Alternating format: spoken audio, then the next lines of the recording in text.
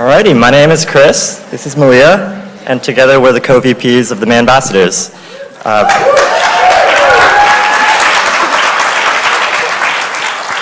We're an allyship-focused group sprung out of and working closely with Berkeley Haas Women in Leadership.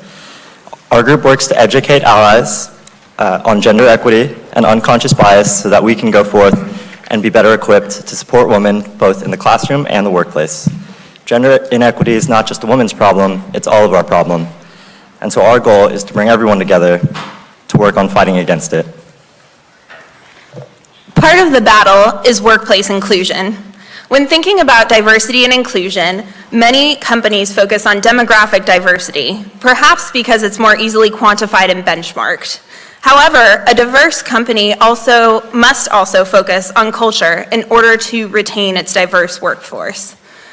Inclusion is clearly important, but it has been harder to measure. So in collaboration with Stanford University and Paradigm Consulting, our next speakers developed a method for measuring inclusion and applied it at SurveyMonkey. Jalessa is a research scientist with SurveyMonkey's Research and Data Insights team. She has a background in social psychology and market research, which she brings to her work by providing survey best practices and insights for the product marketing and human resource functions. She's got a passion for diversity and inclusion and loves that SurveyMonkey gives her the opportunity to bring a quantitative lens to that topic. Risa is the head of diversity and inclusion at SurveyMonkey. In her role, she works to ensure that SurveyMonkey is an inclusive environment where all employees, no matter their background, can succeed and feel a true sense of belonging. She designs and executes on global D&I strategy in partnership with business leaders, employee groups, and strategic partners. Please welcome the SurveyMonkey team.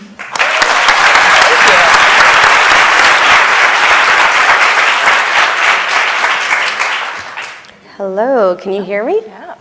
Great. Well, thank you so much for that lovely introduction. Now we don't have to introduce ourselves. That's great. That's what we're going to talk about. But just again, I'm Risa, and we're really excited to talk to you today about, not only the importance of diversity, but that importance of inclusion and how if you don't have inclusion in your workforce, you can't reap all the benefits that diversity has to offer. And so we're going to talk to you today about how we took a data-driven approach to inclusion. And we have kind of four main elements we're going to go over. We're going to talk about how we at SurveyMonkey created our diversity inclusion program. We're going to talk about that survey that they just alluded to about measuring inclusion within our workforce. We're going to talk about the results of that survey and the actions that we took. And then we're going to end with how we took that survey beyond our company walls to help others. So let's jump into it. So building our diversity inclusion program. So at SurveyMonkey, I want to just start with the business case here. So I think I'm probably preaching to the choir when I talk about the benefits, the business benefits of diversity inclusion. There are countless studies, whether they're Harvard Business Reviews or others, about having a diverse workforce being better, bringing better performance, bringing more efficiency, and that makes sense, right? When you look at bringing people from all different cultures or different backgrounds to your company, you have people who are different ways of thinking, different ways of problem solving, which brings just more creativity and innovation. But we also want to talk about how you don't want to just limit that to your employee base. And we have a McKinsey study that also shows that when you look at your board of directors, that's another area where you want to bring inclusion to the table, because that also reaps the benefits of higher earnings, higher returns. So in the end, you're just sitting there seeing better performance, better efficiency, more money. What's not to like, right? Everyone wants that at their company. And so we know that, but it's not as easy as you would think. And so it really requires that inclusion piece. And so we want to dig a little bit deeper into that. And so talking about SurveyMonkey, for us, we really have inclusion at the core of our diversity program. And we want to make sure that we're creating this environment where employees that feel that sense of belonging, feel like they can succeed, feel like they have that equal opportunity for success. And so I'm going to talk to you a little bit about the structure of our program and then our main aspirations. So you'll see here, our structure is kind of like a three-legged chair. We've got a diversity and inclusion steering committee, which I lead, that has leaders across the business who work together to create the overall strategy of diversity and inclusion for the company. Then we have employee resource groups. And those are things you probably heard of. These are your women's group, your LGBTQ plus groups. These are employee-led groups where employees who have jobs in other parts of the organization are stepping up to lead groups within their organizations for the communities that they care about. And whether you're within that identity group or you're an ally, you come together to create programs, events, initiatives that help to bring awareness and community. And then the third leg is our our office resource groups. And so for SurveyMonkey, we have over 1,000 employees across the globe. And so we know that what works in Dublin, Ireland might not work in California, might not work in Portland, and we want to make sure that across our different offices, people are feeling the inclusion and they're getting the support that they need. And so these groups send surveys out to their company or to their offices to see what their employees want to learn about, what they want to see change, and then they're making their content and their strategy based off of that. And so we use all three of these groups across the board to build that global strategy for SurveyMonkey. So our main aspirations for our program are kind of threefold. The first is for us to be an industry leader when it comes to the demographic makeup of our organization. And so this is where we're looking at really that diversity piece. Who are we attracting? Who are we bringing in? And are we setting goals around making sure that our company base reflects our customer base so we can better serve them? And so we create specific hiring targets for ourselves that we work with our recruiting team on, we work with our hiring managers on, and so whether it's either going to historically Black colleges and universities to get entry-level talent, or it's making sure that we have 50-50 gender parity on our board, we're setting these goals for ourselves, we're holding our leadership accountable, and we're making sure that we are also being public and transparent about that. The next one that I want to talk about is actually on the far left here, or for you on the right, which is everyone plays a part. And so this is the idea that no matter who you are at our organization, you have a role to play in our diversity inclusion journey. It's not just an HR program. Just because I'm the only one who has D&I in my title doesn't mean that we all don't contribute to the culture of SurveyMonkey or the microcultures of our team. And so we want to bring our employees along the journey with us and make sure that they feel that they have a way to play a part. And then last but not least is genuine growth and genuine belonging. And we want to create a culture that puts those at the forefront. And so for us, it's once people are at SurveyMonkey, how are they feeling? Are they feeling respected? Are they feeling valued? Do they feel like that they have that equal opportunity for success? And for us, it really starts with listening. So hearing our employees, taking action based off of what they tell us. And a good example of it is the survey that Jaleesa is going to chat with you about. Great. Okay. What is the button that does this? Which is the button? That button. Okay.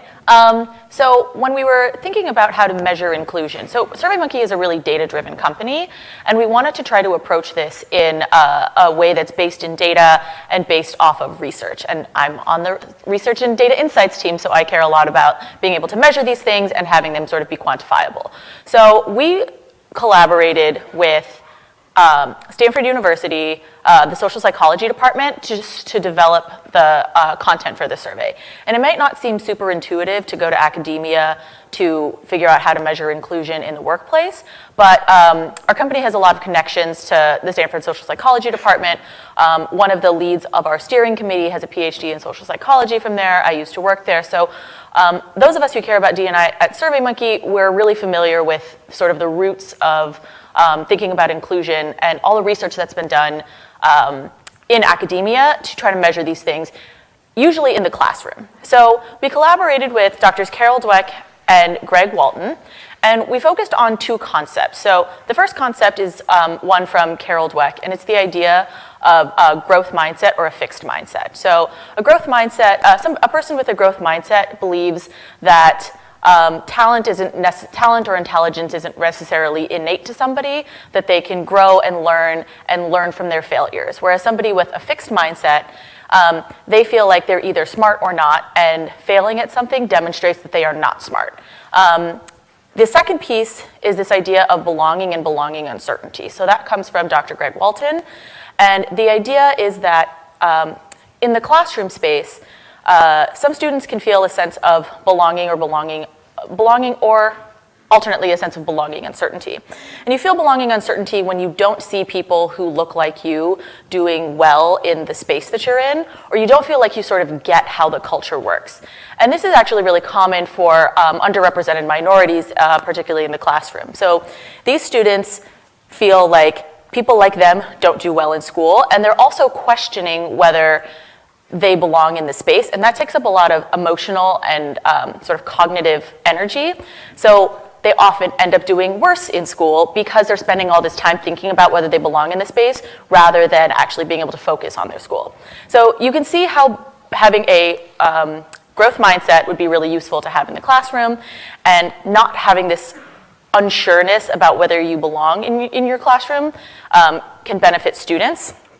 And we wanted to take those concepts and all the research that's gone into the measurement of these concepts and apply them to the workplace.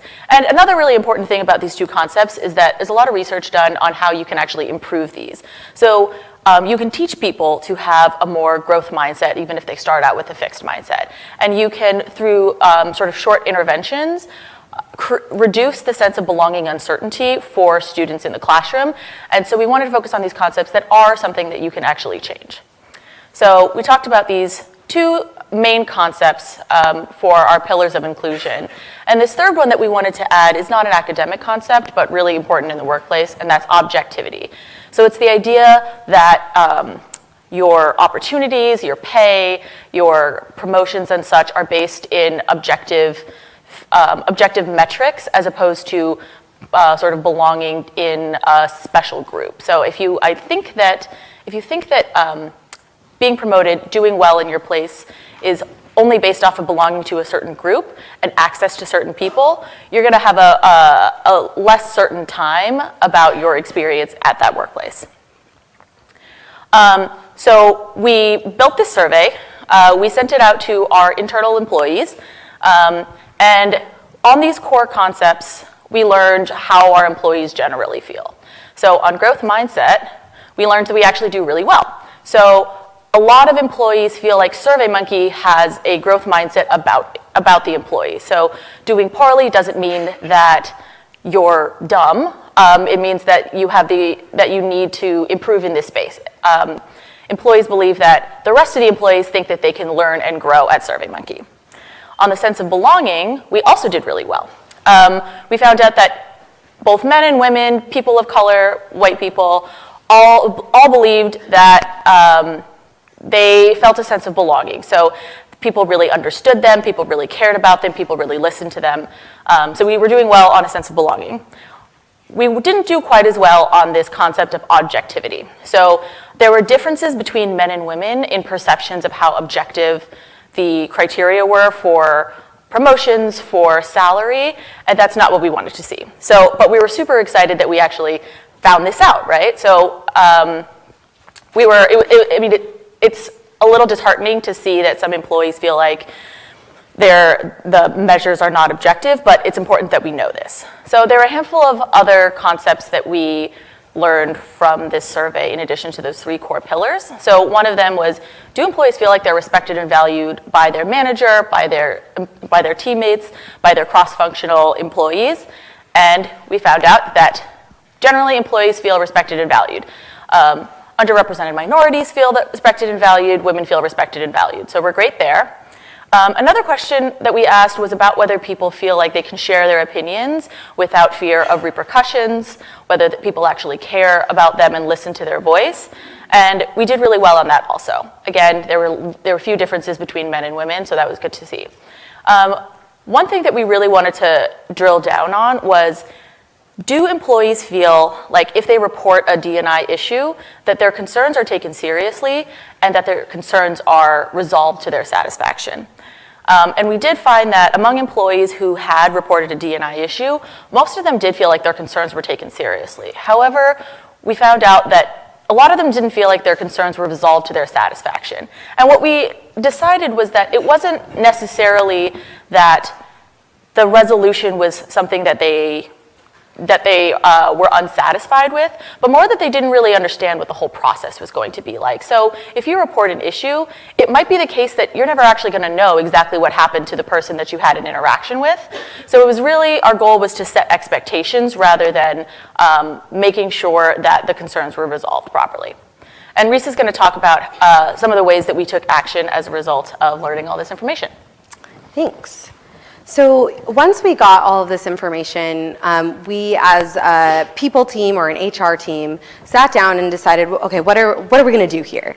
And we knew we wanted to dig a little bit deeper and go a little bit beyond the survey and also just get some anecdotal feedback from our employees. And so we set up some open sessions where we invited employees from any part of the business to come and join us in a room where we talked about the results at a high level and then gave them an opportunity to give us some more context and nuance about what they were thinking about when they answered some of these questions, so that before we went and started thinking about solutions and strategies, we had that in the back of our minds.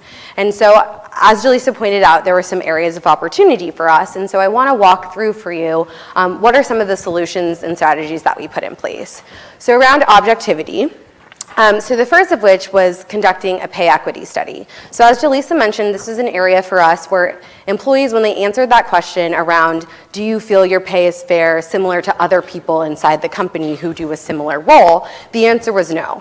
And so we wanted to dispel that because we want to pay equally for equal work, of course. And so we had an external party come in and do a pay audit for us. And then we looked at it by race, by tenure, by ethnicity, broke it down in a lot of different ways. And then we shared the results with our employees openly to show them, this is where the data's at, this is how we are paying our employees, and we want you to see that. And we wanted to be transparent as possible. The second thing we did was create these promotion calibration factors, which is really just a fancy way of saying, hey, when you're looking to be promoted, there are 4 factors that we as SurveyMonkey are looking at, and every single person who's going up for promotion is going to be judged against those 4 factors. And we defined them, we made them visible, and we allowed employees and managers to have a common language about what promotions look like at SurveyMonkey so that they could feel good about the decisions that were being made. Moving to the next one around path to growth. So this was a question that was around knowing the steps that employees need to take to get to the next level in their career. And so this is an area where, again, across the board, we weren't doing so hot. And so we wanted to put some things in place to help with this. So the first is we moved away from, as many companies do currently, they have a year-end review process where at the end of the year, everyone fills out a bunch of forms about their peers, about their managers, they get the feedback, and you're kind of sitting there and you're looking at it and you're like, I worked with that person in January and I'm now getting the feedback in December. Like how is that going to be helpful to me? And so we wanted to change the process to have quarterly conversations. So now our employees sit down with their managers each quarter to talk about feedback so that it's a little bit more timely, making sure that they now have 4 times a year to talk to their manager about what they want, their growth for their future. And then also, again, for them to just have that open line of knowing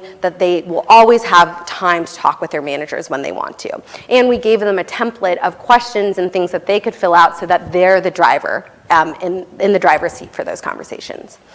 The other thing we did here was create job ladders or career ladders. And these are something that on a role-by-role basis, employees could see the skills and capabilities they needed to achieve before making it to the next level. So this was just another way where employees, again, had that common language with their managers of, this is the role I'm in now, I want to get to this role, I see now in the job ladder that these are the skills and capabilities I need to get to. Now we can have a candid conversation about where I'm doing well or what I need to work on. And then last, we also created a mentorship program. And this one actually sparked not from our survey, but from those open sessions that we had afterwards, where when we were talking with employees, we found they just wanted more access to leadership. They wanted to ask leaders questions about their own career journeys. They wanted to hear about our leaders' career journeys. They just wanted advice from leaders. And so we created 2 opportunities where, one, they could get one-on-one mentorship opportunities with our leadership, or they could do group mentorship opportunities. So depending on what was more comfortable for them. And then last but not least was around that resolving concerns. So what was happening when a concern was brought forward at SurveyMonkey. And so we created an employee escalation toolkit for our employees to be able to just have full transparency into the process of what happens when you bring a complaint forward at SurveyMonkey. And so for us, it was sharing the channels available to our employees to share the concern. We talked about the life cycle of a concern, who's involved, what happens. We created this really robust FAQ for them to see all the different types of questions we thought they might ask. And then in the end, we just put it up and we shared it with them, and we actually saw a difference in the scores as we put these solutions into place.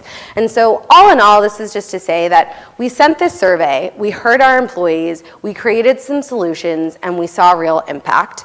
And so from there, we said, why stop here at SurveyMonkey? We want to help others. And so Jaleesa is going to walk you through how we helped others utilize this survey. Yeah. So we know that sending out this survey, employees gave us really open and honest answers, and we were able to get really actionable insights. But we recognize that the questions that are appropriate for SurveyMonkey are not necessarily appropriate for everybody. So in order to make this sort of one-size-fits-all, we collaborated with Paradigm Consulting, which is a leader in the D&I consulting space. They also have sort of this research background also, so we worked with them and their data science team to really dig deep into the quality of the questions that we wanted to ask everybody else. So in order to test these questions, we surveyed over 10,000 employed adults across the United States, and we tested 55 questions with 2 different scales to identify which questions really resonated with people, which questions did people skip because they were uncomfortable or the questions didn't make sense, which scales gave us the highest quality data. And in order to identify the best questions, we looked at the correlations between them to make sure that they weren't super redundant. We looked at, like I said, the skip rate of them to see that, make sure that they were questions that people felt comfortable answering. And one important thing is that we looked at the relationship between the questions and actionable items. So we asked people, do you plan on leaving your job in the next couple of years? And we chose questions that were most likely to predict whether somebody was going to leave their job or not, because we know that a lot of companies care about retention and reducing attrition. So these are some results. So in addition to identifying the appropriate questions to ask, we had this really interesting set of big data to understand, to sort of demonstrate, like, this is the issue that people are having in the workplace, and this is something that is happening across the United States and something that you can learn from this data. So you can see that these 3 charts correlate to the 3 pillars that we identified as core to inclusion. So growth mindset, belonging, and objectivity.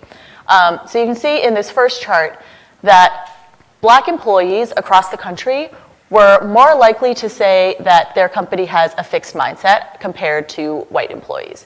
And it's not necessarily the case that the Black employees actually do actually have let's see, okay. So it's not the case that Black employees are doing worse in the workplace, but they're much more likely to face these stereotypes from other coworkers in the workplace. And they're more likely to experience people thinking that, like, oh, this guy is just not good at his job. There's not much we can do about this. So you can see that there's this is an experience that's happening across the country. In the second chart, you can see that Black employees are much more likely to say that they're not sure that they belong at their companies. And this returns to the belonging uncertainty that I mentioned at the classroom. Black employees are taking a lot of time and energy to think about, like, was that interaction because I actually don't get how the culture works here? Experiencing this belonging uncertainty and wasting a lot of, like, cognitive and emotional energy thinking about that rather than being able to do good work. And this last piece is about compensation. So Black employees are much more likely to say that their compensation isn't fair compared to other employees. You can also see that a lot of people don't think that their compensation is fair. Like, people are just, everybody wants to be paid more. But the perception is that Black employees are being paid less.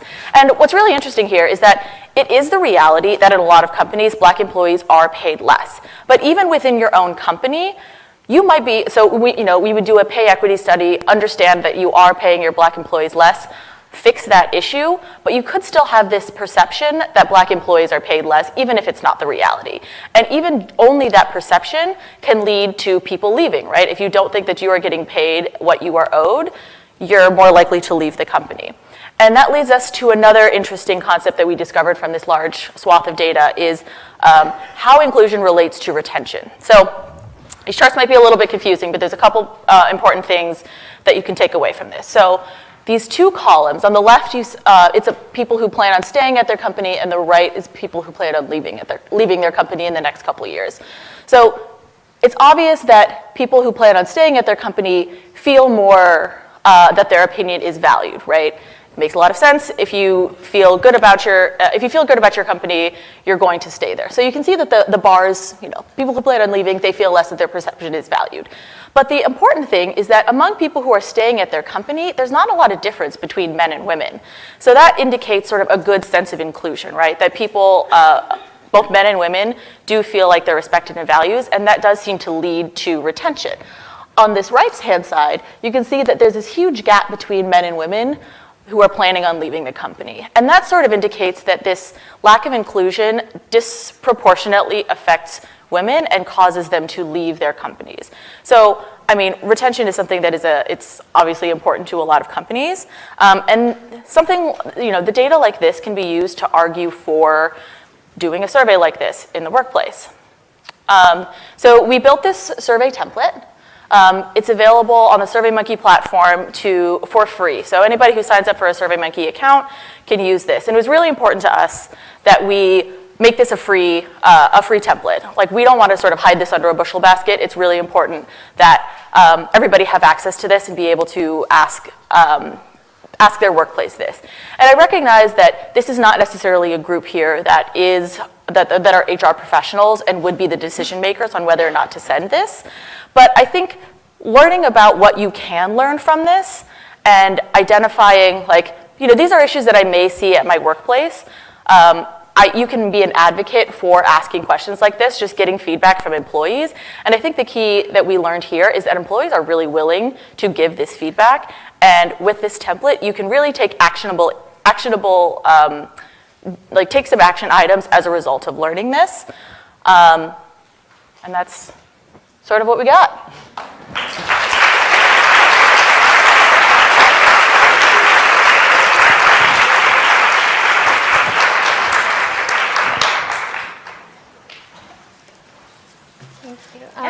We may have 5 minutes for Q&A.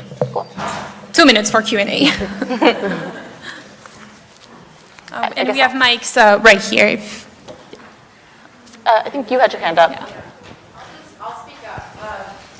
So I'm curious, once you identified that there was a perception of pay inequality, and then you did a compensation analysis to understand if there was pay equality, when you saw that there was pay inequality, how did you analyze whether that was a result of perceptions in gender or racial stereotypes versus performance and actually what they deserve to be paid based on just purely their work effort? And how did you resolve that kind of tension between the two based on data and what you were trying to solve?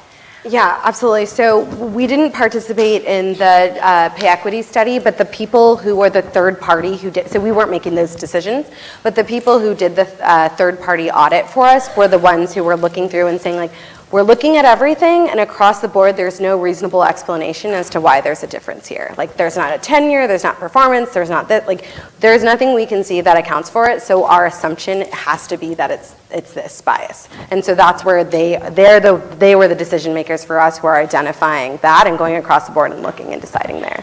And I think also, even if so at a company where there is, in fact, no pay gap, and the workplace goes and announces this to all the employees and says there actually isn't a pay gap, it is possible that you will continue to see that employees feel like there's a pay gap. And I think that relates more to the objectivity, right? So if you trust that these promotions are based off of objective facts, and you believe, sort of like Risa was pointing out, everybody has access to the same items to understand what you need to do to get ahead, and being able to point out and say I am here, I'm doing well on these 4 items, therefore I should get this promotion, I should get this raise. So I think having this objectivity and trust in the objectivity as your company can reduce that perception bias, even if there isn't actually the gap in pay. No, so I don't want to just. Sorry, I think we're running a little bit behind on time, so Well, you can feel free to get use in the- contact with us. Yeah, That's our email address, so that@surveymonkey.com. Great. And we'll have the break after. Yeah, thank you. Thank you.